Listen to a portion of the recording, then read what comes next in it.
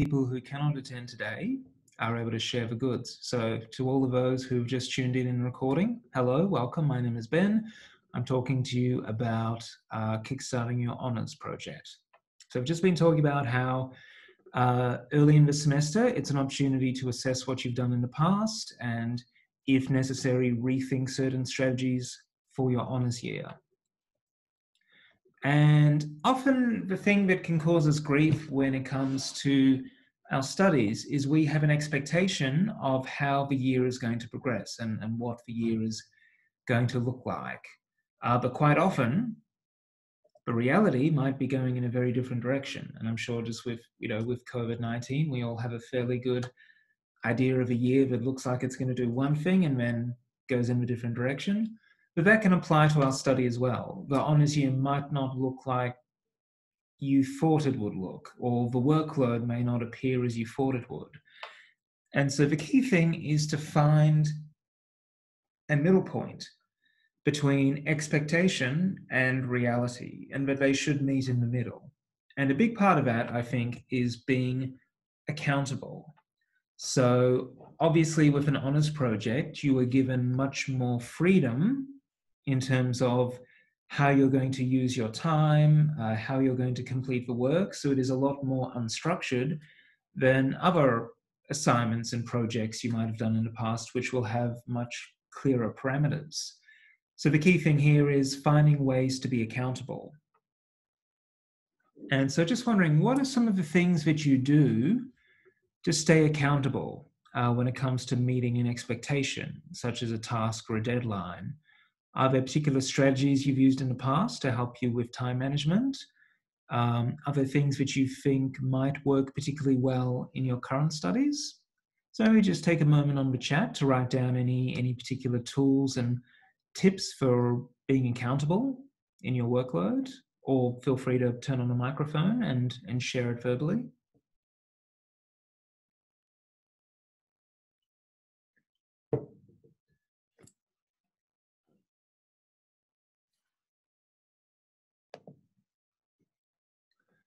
So yeah, Namita has suggested using a to-do list, which, yeah, hugely useful thing to do. I keep to-do lists for every single day. At the start of each day or the night before, I'll make a to-do list for the next day. Usually I just kind of do it on my phone in the notes app. And yeah, as I work through the day, I get to cross things off. Anything I don't get done kind of moves to the next day. That's a really useful thing to do. So thank you for that suggestion. Any other tips or approaches?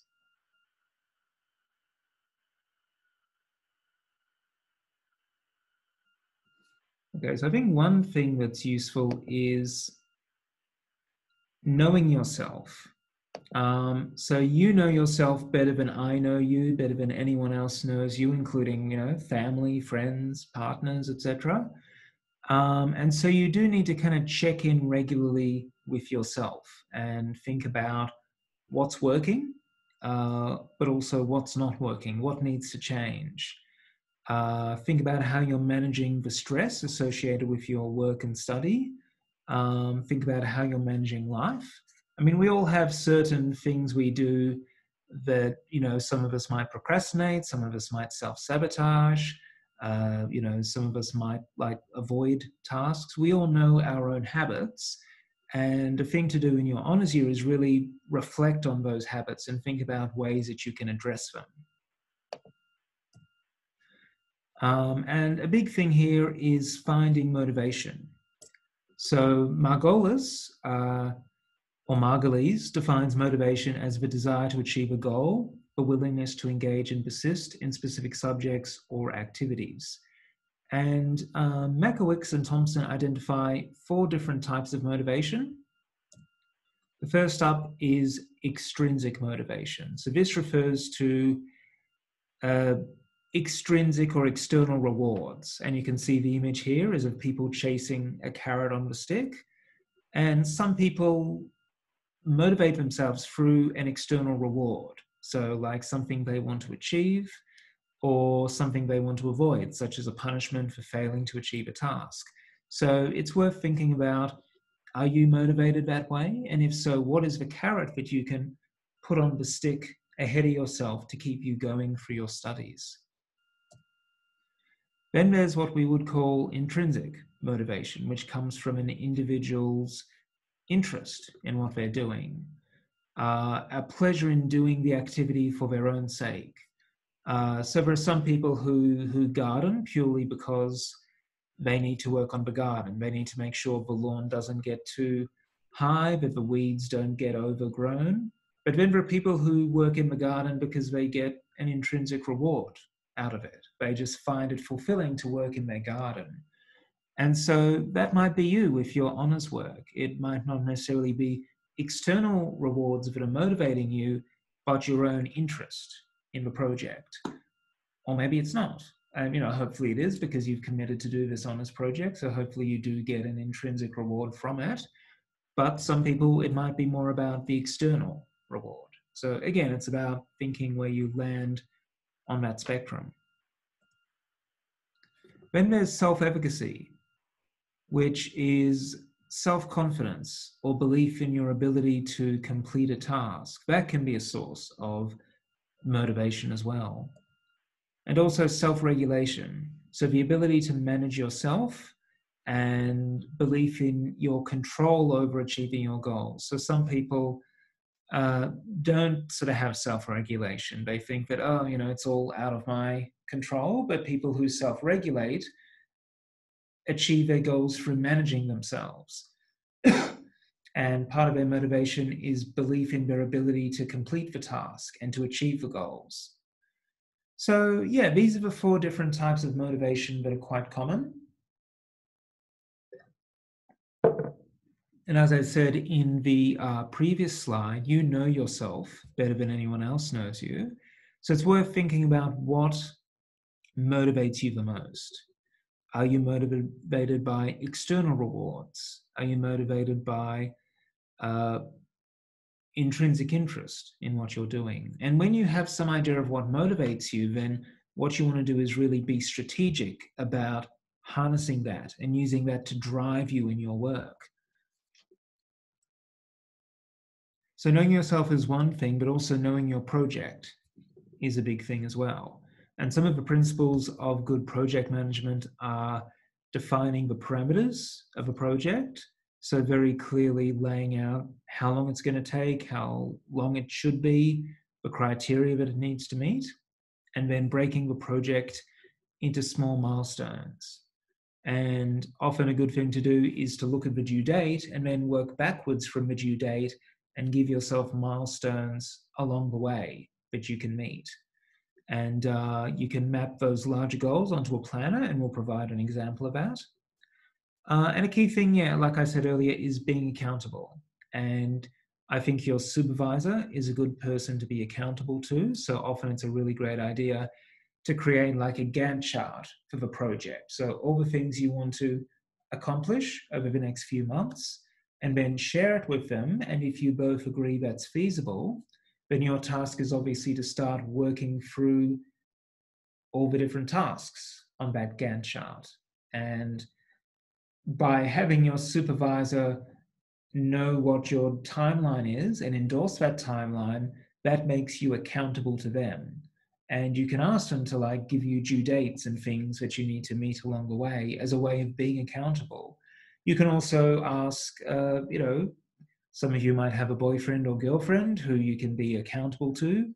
Some of you might have parents or other family members.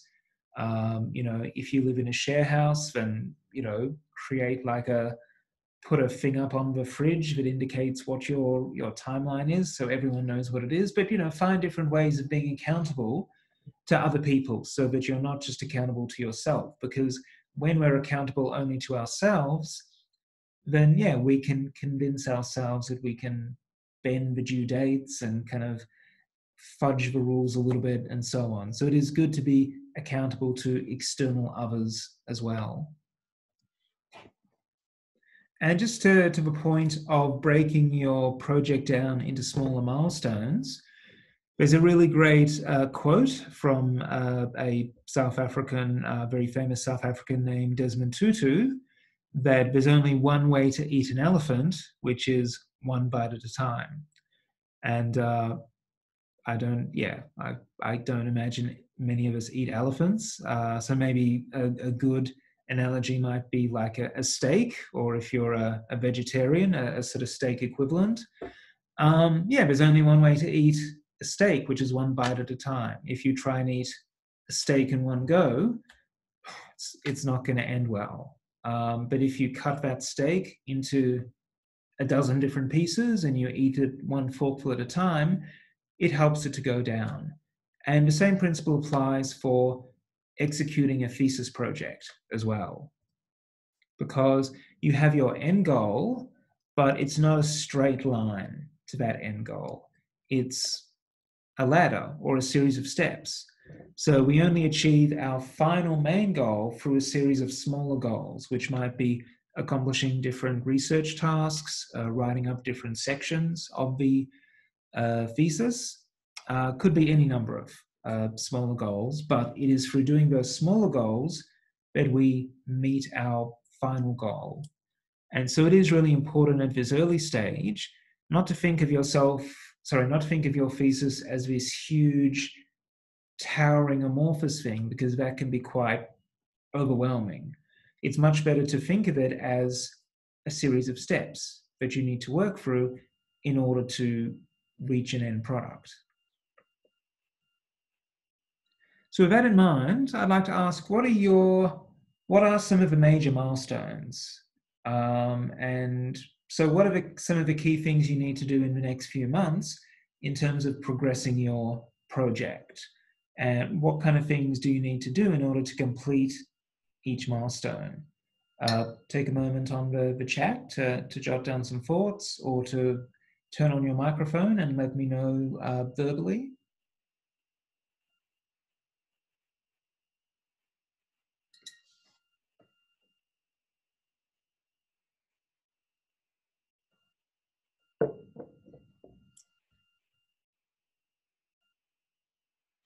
Once again, it's rather quiet out there in computer science. That's cool.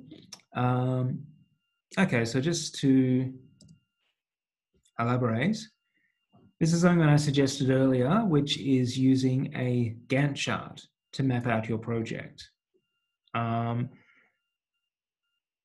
this is not specific to the computer science, or it could be, I'm not too sure, but I mean, here we have an example of the different stages of a project. And you can see all the different tasks are recorded in the left column, and you can see the timeline is provided. So this is all the stuff in a semester. And you can see that, different things start in different weeks, and as one task finishes, a new task begins. And you can see that they've also organized it into different colors and categories. So there's planning, there's writing, there's reading, there's practicing, there's final submissions of certain things along the way. And so what you can do is you can look at your project and put it on a Gantt chart like this, and sort of map it out over the course of however many weeks, however many months. And it's a really useful thing to do. And like I said, you can share this with your supervisor, so you both have a shared understanding of how things are going to unfold. And also you can get your supervisor's feedback. They might look at it and say, oh no, this is too ambitious, or you know what, I don't think you need to spend as much time on this. So they can use their expertise to give you tips on how long certain tasks should take. But yeah, it is so useful to have something like this just to help you plan your semester of work or your year of work. And then what you might like to do is come up with a generic weekly plan. So one of the documents that I asked Jochen to distribute, and I'm not sure if he emailed them out or put them up on the Waddle site, is a weekly planner, like an empty weekly planner. It looks a little bit like this. And the idea is you look at it and you identify all your different commitments. So if you're doing coursework, you obviously identify when you need to be doing coursework on campus, or if it's remote, then via Zoom for tutorials and lectures and things. And then you identify your other work commitments. So if you're working part-time, or if you do voluntary work, if you have regular family or relationship commitments, you kind of put that in the planner as well. And then you identify what time you have available around that for study. And then you kind of slot in that time. And some of that time might be for experiments, some of that time might be for literature-based reading, some of it might be for data collection, some of it might be for writing. So it will obviously vary. But the key thing is you identify what your regular commitments are, and then around those, what time you have to devote to study, and then think about how you're going to use that time. And I should just point out that you'll also see on this sample planner, they put in times for hobbies and recreation and fun stuff. And that's really important. Like I said, it's very easy to devote ourselves entirely to our projects. And it is important to embed fun stuff in the week and social stuff to the degree we can socialize, obviously. Family, recreational stuff. Make sure you don't lose that stuff in the week, because that kind of helps us to reboot and gives us strength to go through the next stage of study. Okay, so once you've done that and you have an idea of what time you have each week to allocate to the thesis work, then it's good to use to-do list. And someone mentioned to-do lists. I believe it was, Namita or Namitha. Thank you for that tip. And there are a couple of different ways you can use to-do lists. One, you can just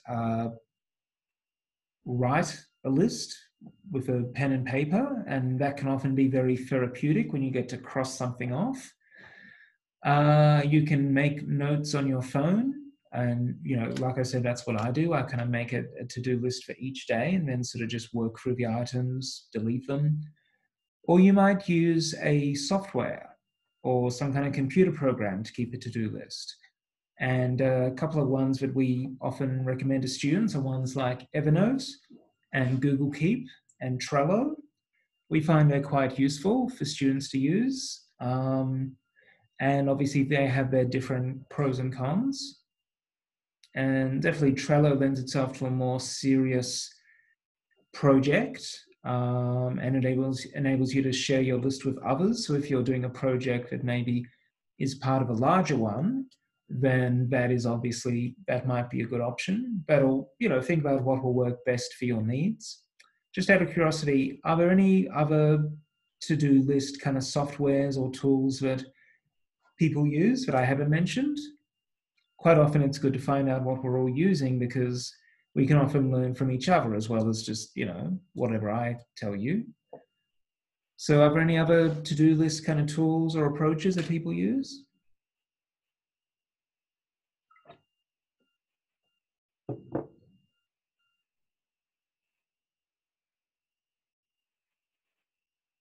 Okay.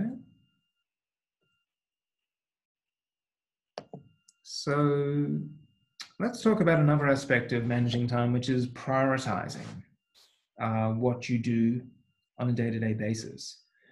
So here you'll see, I see something just popped up there.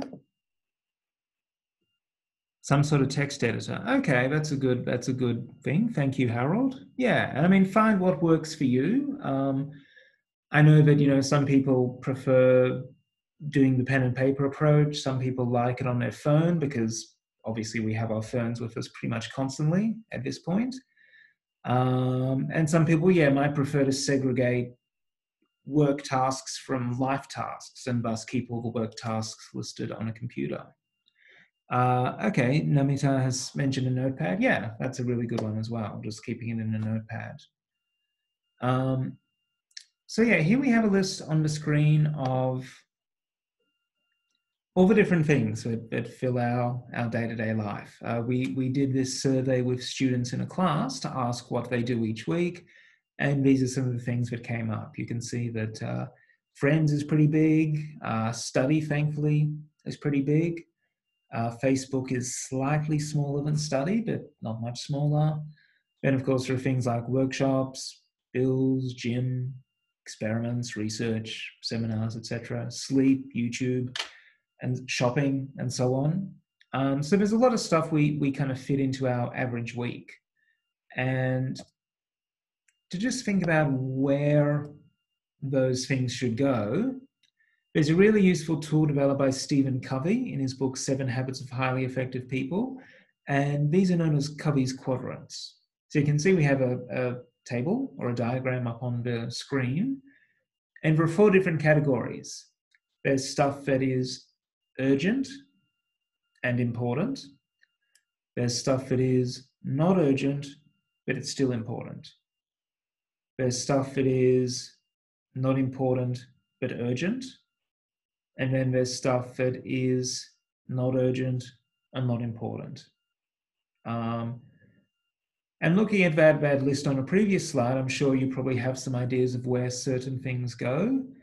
And, so it could be that, for instance, if you have to pay a bill, it might be important but not urgent last week, but this week when the bill is due, it suddenly becomes urgent and important.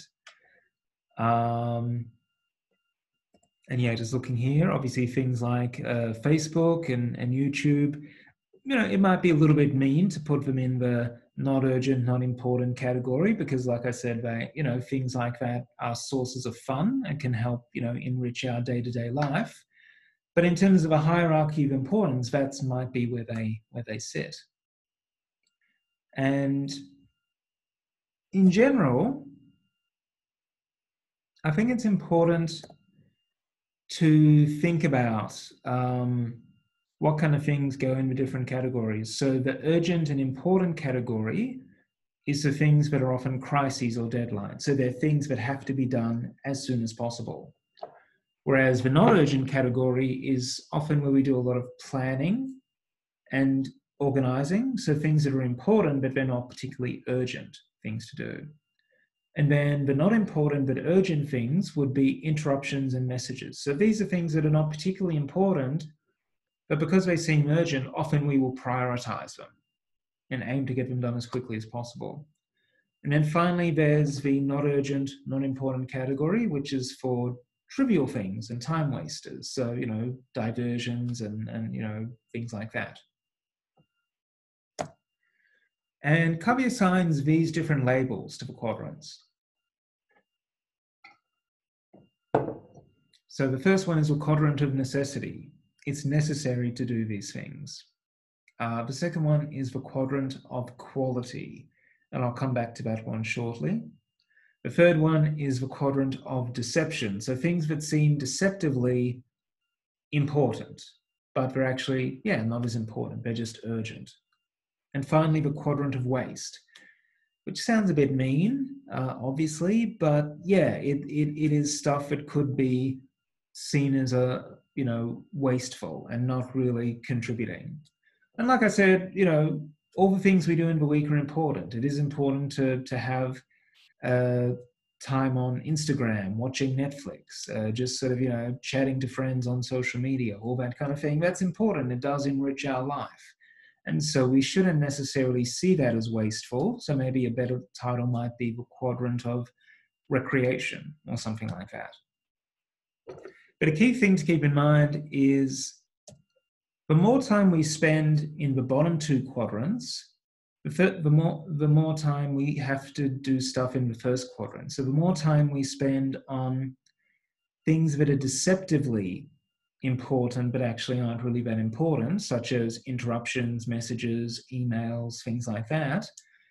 And the more time we spend on, things that bring us pleasure but are not necessarily advancing, our project, that means the more time we end up in the first box, where we have lots of crises and deadlines we need to tend to. So due dates that are looming and we need to work really hard to meet them, etc. So what I would really encourage you to think about as you begin your first few weeks of your honours project is to really focus very consciously on spending more time in the second quadrant, which is not urgent, but important, because that's the quadrant where you do planning and organizing, and that's the quadrant of quality. So the more time you spend on planning your project, organizing things related to your project, just, diligently applying yourself and doing, the work that doesn't seem urgent, such as, reading the literature, putting things in place for the project. The more time you spend on that, and also thinking about the project, that will really pay off. And it'll mean you'll be in fewer situations where you're struggling to meet deadlines, because you've really just been diligently applying yourself in that quadrant of quality from the beginning of your project. So yeah, as when you look at each week and you figure out what you need to do where, obviously don't sacrifice your recreation and pleasure. Obviously deal with interruptions and messages as they arise, but just be conscious that if you spend too much time in those categories and ignore the quadrant of quality, then you'll end up having to do a lot more in the quadrant of necessity, which can be quite stressful. So keep that in mind. Also, just another thing to think about as you commence your projects is how we go about reinforcing knowledge and creating bad habits. And so research has shown that it takes 21 days of deep thinking for a thought to become a long-term memory. So for instance, if, when I moved to Canberra, I live out in the northern suburbs, so quite far from the university, and I had to get a bus. There are a couple of different bus options that I can get to and from campus. And when I was traveling home at nighttime, obviously it's nighttime, so it's harder to see outside the bus. So I had to really concentrate on when I get off the bus. I had to have it up on Google Maps. I had to look at the announcements on the screen on the bus. And I did that for the first few weeks of traveling to and from campus at night. But then after a few weeks, I kind of became a lot more comfortable. I sort of knew when I needed to press the button, when I needed to get off. I didn't have to be so attentive to that. And that's an example of something becoming a long-term memory after you do it for a few weeks. And they say it takes 2 more 21-day cycles, so another 42 days in total, for a habit to really fully form and solidify. So if you think about that in regards to your work, it will take a few weeks for you to really implement a good study strategy. So it is something you want to do sooner rather than later and really start thinking about this week. And the other thing to keep in mind is that these sort of thoughts and habits that become long-term, there can be good ones, so there can be ones that are positive and constructive, but there can also be ones that are negative and destructive as well. So you really need to think carefully about applying the best habits, because if you start applying bad practices early in your honest project, then it can take a long time for them to be undone. But if you start applying really good practices and they solidify over time, then that's a really positive thing. So just some things to keep in mind as you move forward into this week. Okay, so we're going to take a slightly different direction now, and we're going to talk a bit about research. But before we do that, I'd just like to put it out there. Any questions about some of the stuff we've been talking about in terms of managing time effectively and prioritizing our tasks? Is there anything that you would like clarification or some elaboration on? Anything where you're not quite sure how it applies to your project? Again, please take an opportunity to make any notes or questions on the chat, or to verbally just turn on your microphone and interject. Like I said, I definitely want you guys to come away from this session feeling like your questions have been answered. So, yeah.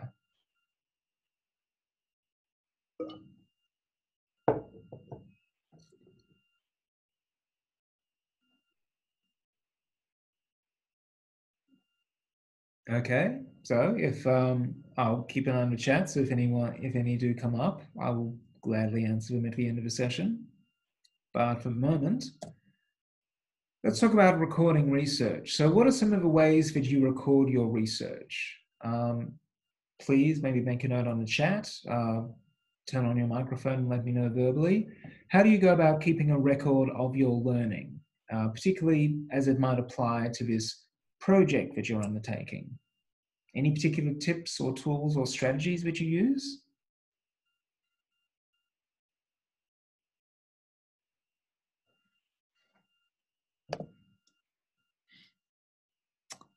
Okay, yeah, so having a repository, absolutely. So if there's a repository where you can keep all your kind of notes and impressions and data, that's a great thing.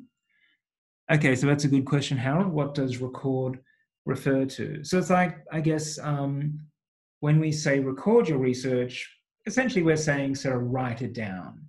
Like, so if the word record means like if you're at the park and you see an animal doing something cute, you take out your phone, you turn the video on, and you record it. So you keep a record of that. And the same applies to research, basically note taking and mind mapping and keeping a record of your learning through the notes you take and things like that. That's what we mean by record. So yeah, that's a good one. Make a summary of weekly progress. That's good. Yeah, so each, summarize each reading, summarize what you've accomplished in a week. Sakai has suggested Mendeley. Yeah, so there might be a program that you can use to help you record that learning. So there are a few different options at your disposal. Some things we recommend. First of all, if you're reviewing the literature, it can be very easy just to highlight stuff. But often what happens when we highlight stuff is we end up highlighting a lot. So what you see on the left is kind of the expectation, what we think when we sit down to highlight a document. But what we see on the right is more often or not the reality. And that's because when we read something for the first time, we don't know where it's going to go. Like, we don't know what's most important. Everything seems equally important. And so quite often you'll get to the end of a document, you'll have highlighted half of it, but then if you then have to go back over those highlights, it's like rereading half the document again, and you don't really get a clear takeaway of what was most important. So highlighting can actually really sabotage us and handicap us, because when we come back to that highlighted document a couple of weeks later, there's not really a way into it. We won't be able to identify what was most important. So it's good to highlight in moderation, and often what I suggest is don't highlight as you're reading, because like I said, everything seems important. It's much better to maybe read a page or read a section and then go back and highlight the key points of that section. So you're really honing in on what you know to be most important after you've read it already. The other approach is to take notes. So actually take written notes. Some of you might do it by hand. Some of you might type them up on a Word document or some other kind of note tool. But note-taking is a way to help reinforce the content, because when you take notes, you're really pulling out the key information, and the actual act of taking the notes reinforces it, particularly if you're paraphrasing it into your own words. It's a way of really reinforcing your knowledge. And I've definitely found the hard way that if I just read something and don't do anything with it, I forget about it. But if I read something and then take notes or talk about it with other people, it helps the information to stick, because I'm actually doing something with the information. So note-taking is really good. It's a good idea to develop a note-taking system that works for you, and there are several systems you might like to consider. Always good to keep the use of the information in mind as well. So don't just take notes willy-nilly. Think about, like, what is the purpose for you to do that reading, and where might these notes end up in the thesis? Might they go in the introduction? Might they go in the lit review? Might they go in the discussion section? So keep that use of the information in mind. And try to summarize sources as you go. So often after you finish taking notes for a text, take a couple of minutes just to summarize the text. And again, that provides a nice gateway for you when you come back to those notes a few weeks later and you don't have the same context. Yeah, try and identify the main ideas and topics and themes that you're seeing across the different texts. So it's not just taking notes on a specific text, but thinking how it relates to the other texts you're reading. And that can be really useful for reviewing the literature if you're kind of keeping track of like patterns and trends you see across the different texts. And we think write as you read. And by write as you read, we don't mean write notes. We mean while you're in the process of reading, write up different sections of your project. And just to that effect, I just want to point out that you can start writing up your project at any time. You don't have to wait till you've read all the literature because the literature reviewing process is ongoing. You don't have to wait until you've done all the data collection because sometimes data collection can be quite time consuming and often it can continue until quite late in the project. And so you don't want to be in a situation where you're doing all your writing at the very tail end.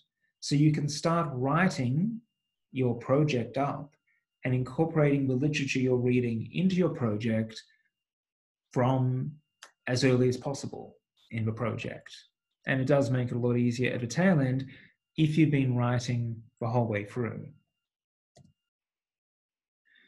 In terms of how you categorize your data, it is good to come up with a kind of system to do that. And if some of you are using EndNote or Mendeley or some other type of software, then there will be systems in place that help you to organize your different texts. If you're choosing to do it the old-fashioned way, just by like a bunch of folders on your desktop or on a USB, and I would suggest always back things up. It's a great idea to back things up. Then think about how to organize the readings. Like you might organize them by author.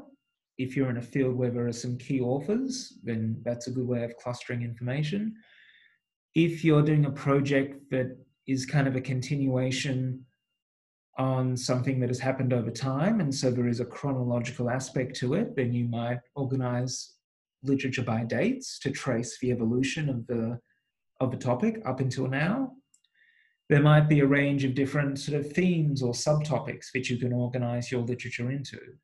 There might be different methodologies related to your area, and so you might organize the different readings into different sections different folders based on their methodologies and approaches.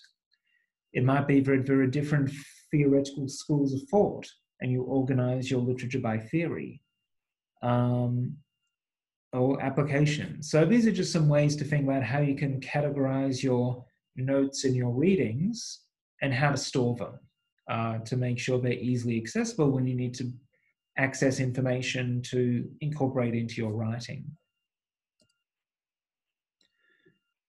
And these are some examples of writing software that might be useful for you. Obviously, Microsoft Word needs no introduction.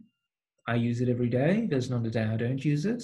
Some of you might be Mac users, in which case you would use a Word Pages, which is Apple's equivalent to word processor. And then there are some others, so things like Scrivener or Scrivener, LaTeX, Ulysses, OmWriter, and WriteRoom. So these are all different sort of writing tools and software that you can use. And like anyone, they have sort of pros and cons.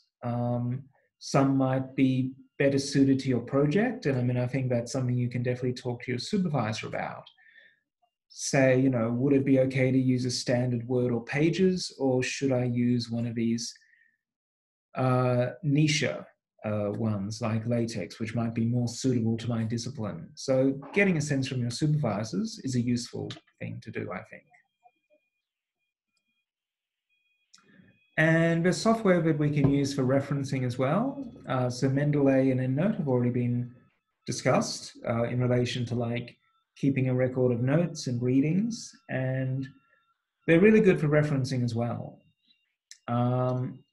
And Zotero is a good one out there as well. So you might like to think about what software you'll use for your referencing if you don't have one you're already using. At the same token, though, I really wanted to stress the importance of the fact that no referencing software is 100% foolproof. The way that a computer program will interpret what you're trying to reference and what you might actually be trying to reference sometimes won't quite align, or there might be a particular variation on the norm in the text you're referencing that the software can't quite process. And so for that reason, it's a really good idea to also consult the referencing style guide for your chosen referencing style, which I'm guessing would probably be IEEE for many of you doing, computer science and engineering. And there's a really good website called Monash University Citing and Referencing. There's a link embedded in this slide, as you can see, which provides guidelines for referencing in a whole lot of different styles. So what I would suggest you do is when you're referencing different types of text using a software, just check to make sure that the end product matches what the style guide says. And if it doesn't, then you might need to make some adjustments. Okay, let's talk a little bit about working with our supervisor. This is a huge relationship. It might be the biggest teacher-student relationship that many of us have ever had. And it is a little bit different to the kind of dynamic you have with a teacher in your undergrad, where obviously you see them each week for classes, but they're not really invested in the development of your project or your assignments. So it is a unique relationship. And I sent through, I'm just going to close the slideshow. I sent through some sample scenarios related to working with a supervisor, which I'm going to bring up now. And hopefully some of you had a chance to look at these and ponder them a little bit, but I just want to entertain a couple. And what I might ask you to do is just on the chat, answer your, your yes or no to these questions. But yeah, these questions at the top. So first of all, it is the supervisor's responsibility to provide key ideas and intellectual direction for the thesis.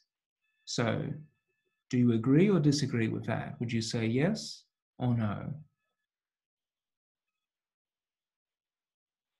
Or maybe somewhere in between?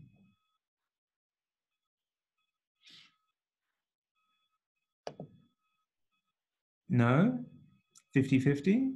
Okay, that's good. Any other thoughts? Don't be shy. High chance no? Okay.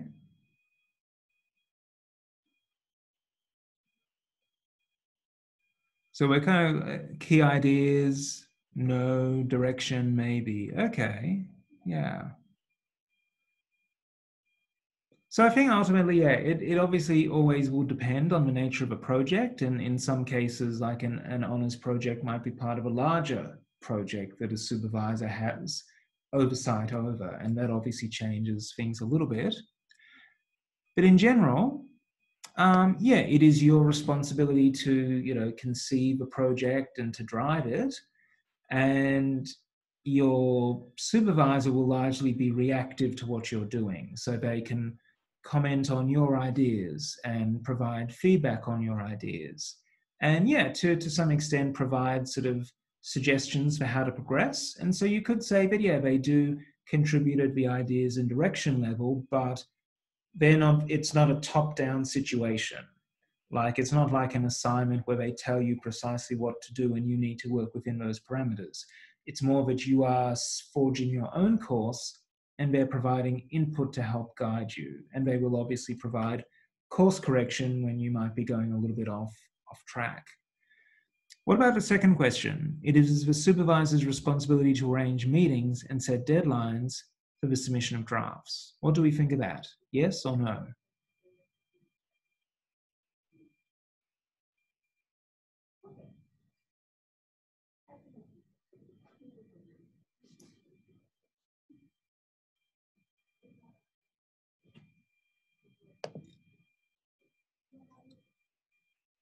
So we have a no. Any more thoughts? Any yeses, any nos?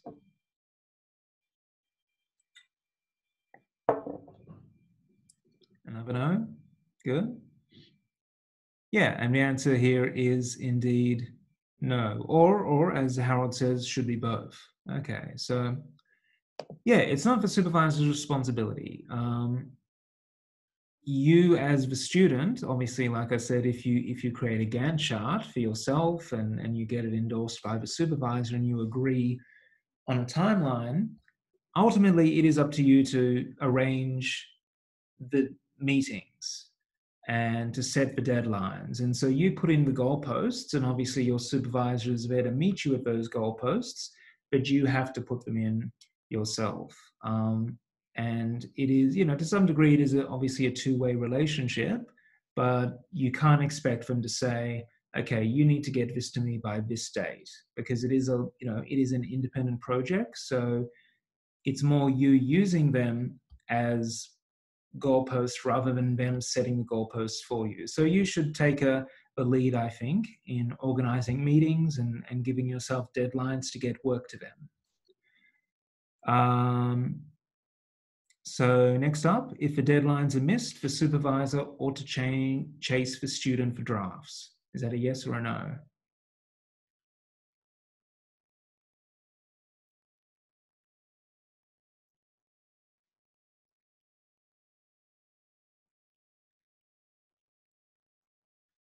Any thoughts?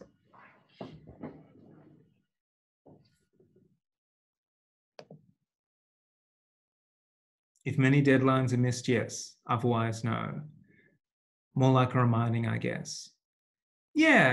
I mean, I think, it's not their responsibility. You are the one who's doing the project, and you are the one who should meet those deadlines. And some supervisors might nudge you, some supervisors might reach out to you, but others may simply think, you know what, this is their project. If they're not rising to the occasion, it's not my responsibility. So it is important that you do take charge in this area as well, and you do make sure you meet all your deadlines.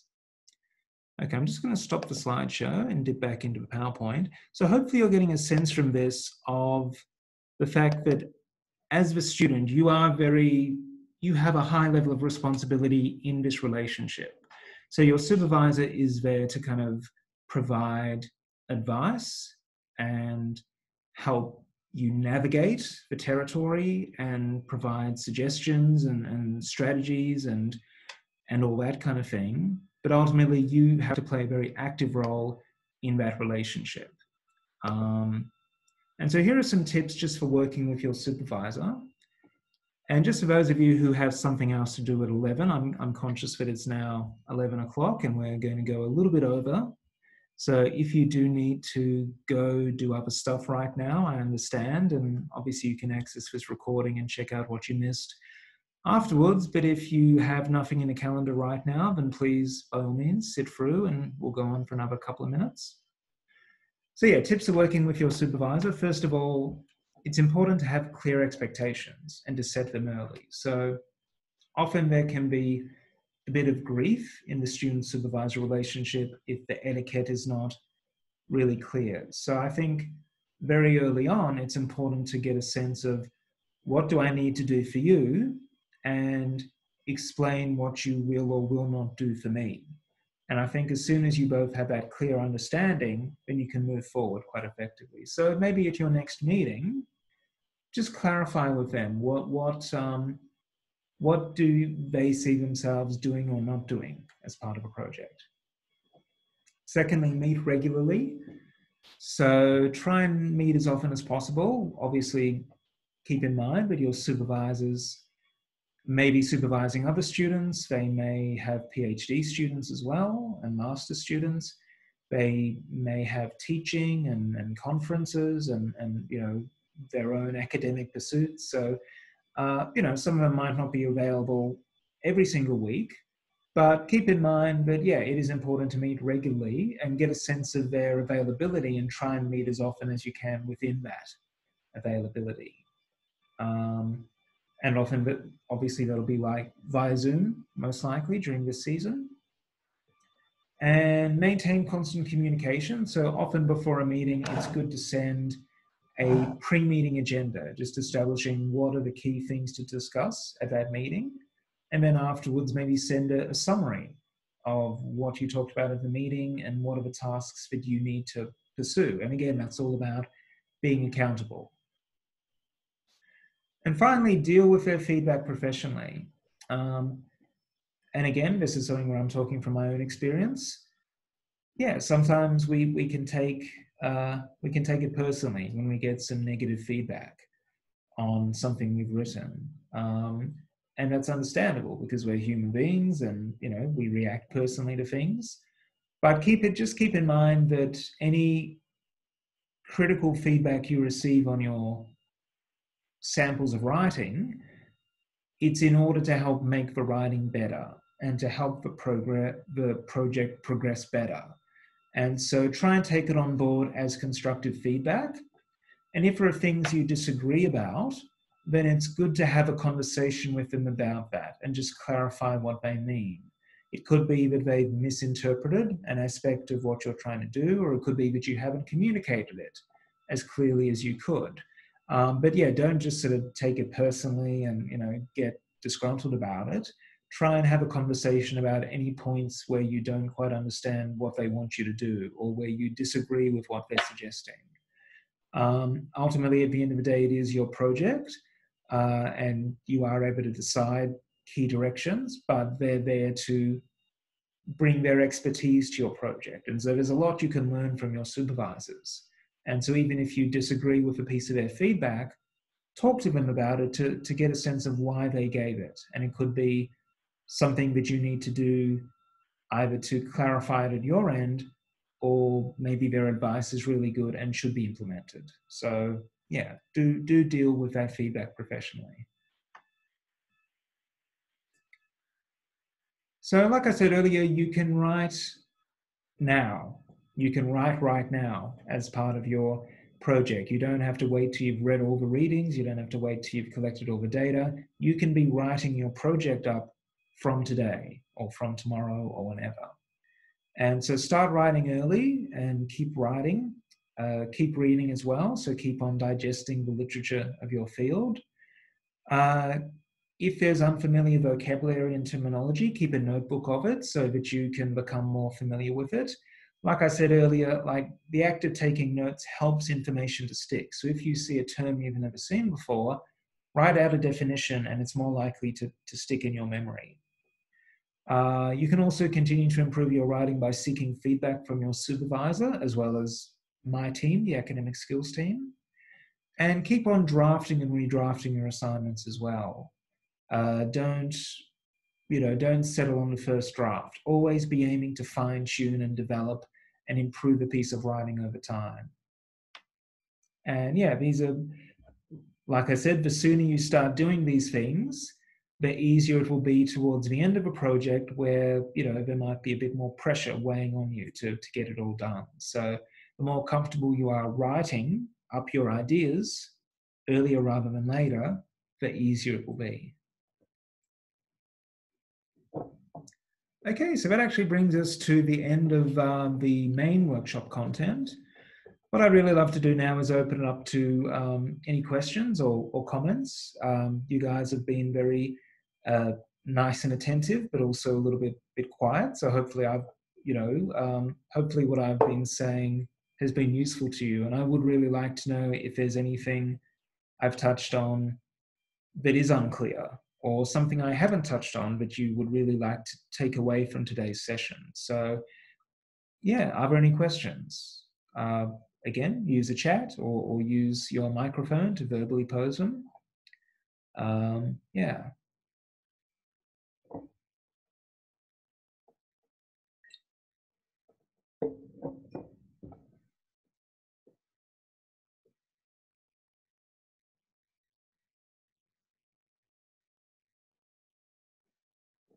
Okay. Well, if there are questions being typed in a moment, I'll give you another minute to kind of type those out.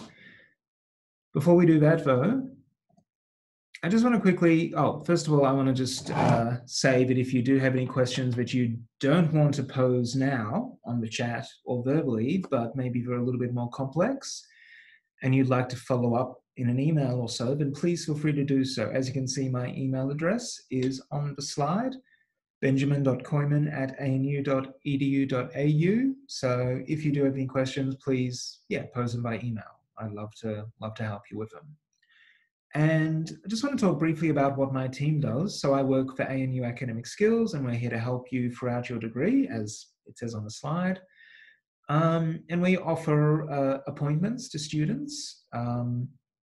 As honours students, I would definitely steer you towards the learning advisors, where you can have 45-minute booked appointments. And those appointments can be to discuss, time management, study skills, research strategies, brainstorming the thesis, all that kind of thing.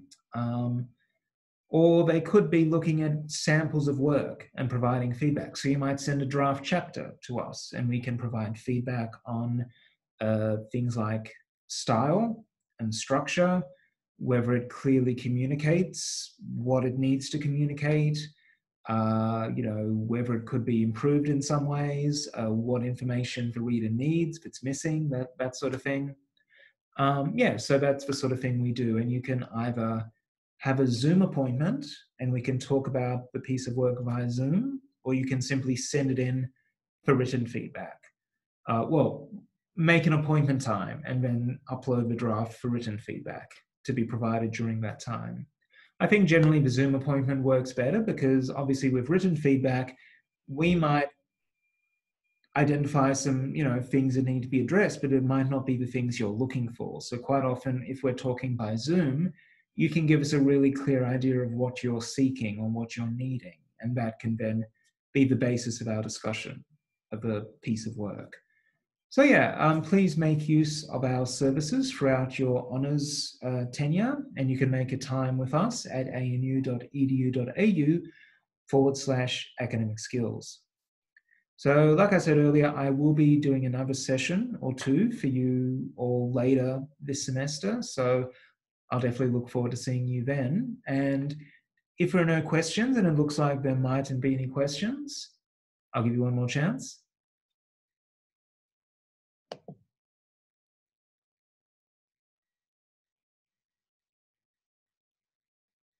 Okay, so Peng is asking, what's the mid-talks we saw in the Waddle course page? I see names listed for each week. What does that mean? So actually, I'm not quite sure. Sorry, I can't answer that question, Peng. Maybe someone else on the chat might be in a position to answer that question. For students starting last semester. Okay, thank you, Harold, for chiming in there. Let me just also say something I didn't point out earlier is that even though you're all, largely working off campus, do try and maintain relationships with your fellow honours students who you might see in Zoom, courses and in other contexts. Maybe you might start like a Facebook group or something for the honours students, or there might be one already that you can join. But try and maintain relationships, because obviously a big part of study is the friends we make and our peers and our colleagues. And with them, we can kind of share some of the ups and downs of our research, and we can vent, and we can also get advice.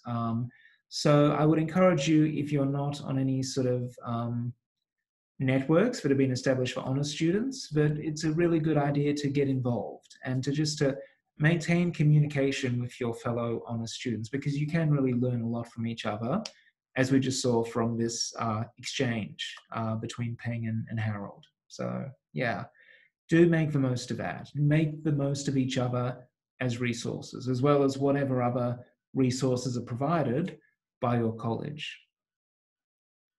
Okay, so if there aren't any other questions, I'll leave it there. But like I said, please feel free to email me any questions you have. I'd be more than happy to answer.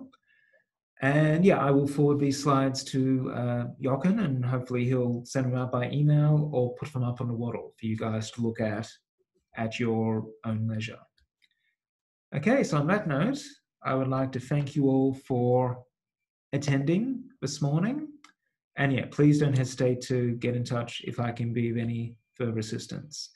So thank you, everybody, and I wish you all the best with the next few weeks, quite key early weeks of your projects. And like I said earlier, really use this time to set in place some good study habits and some good practices, some good time management strategies to really get off to the strongest start possible. And remember that habits and practices do take time to become long-term thoughts. So you want to be working on the good ones now rather than the weaker ones. On that note, thank you all very much, and yeah, have a good morning. All right, catch you later.